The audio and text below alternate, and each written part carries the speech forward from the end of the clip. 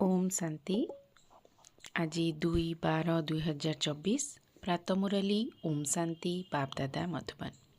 आजिर महावाक्य बाबा कहले, मिठे बच्चे तुमको निजर आत्मारूपी दीपक को निजे ही संभाळिबाकु हेब।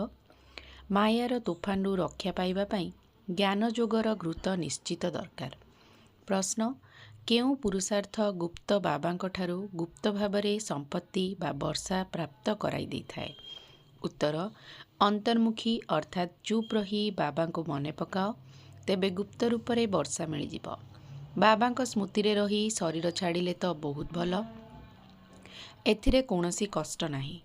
बाबा को मने पकाइबा सहित ज्ञान जोगर सेवा मध्य करिबाकु पड़िबो। जदि न करि पारुछ तेबे कर्मणा सेवा कर। बहुतंकु सुख देवा द्वारा आशीर्वाद मिलिबो। निजर चालीचलन एवं कथबार्ता मध्य बहुत सात्विक हेबा दरकार। धारणा पाई मुख्य सार, सतप्रधान हेबा पाई बहुत संयमता रक्षा करी चालिबाकु हेबो। निजर खाद्यपानीय कथबार्ता सबुकिछि सात्विक करिबाकु हेबो। बाबांक समान रूप बसंत अर्थात जोग एवं ज्ञान रे परिपूर्ण हेबाकु पड़िबो।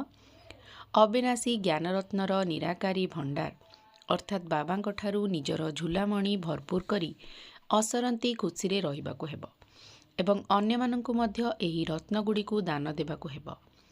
वरदान, नष्टमुहा होई दुख अशांतिर चिन्ह बन्न को समाप्त करुथिबा स्मृति स्वरूप आत्मा हुआ।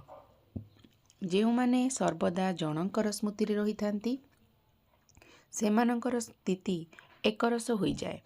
तेबे एकरस स्थितिर अर्थ हैला जनक द्वारा सर्व संबंधर एवं सर्व प्राप्तिर रस अनुभव करिबा।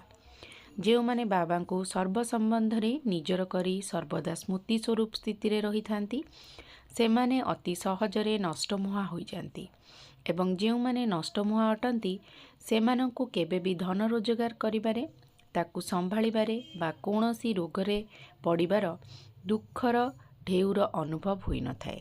कारण नष्टमुहार अर्थ हैला दुख अशांतिर चिन्ह बन्न नथिबो, सर्वदा निश्चिंत रहुथिबो। स्लोगान, क्षमाशील सेई माने अटंती जेउ माने दयाशील होई समस्तंकु आशीर्वाद देई चलिछंती। ओम शांति।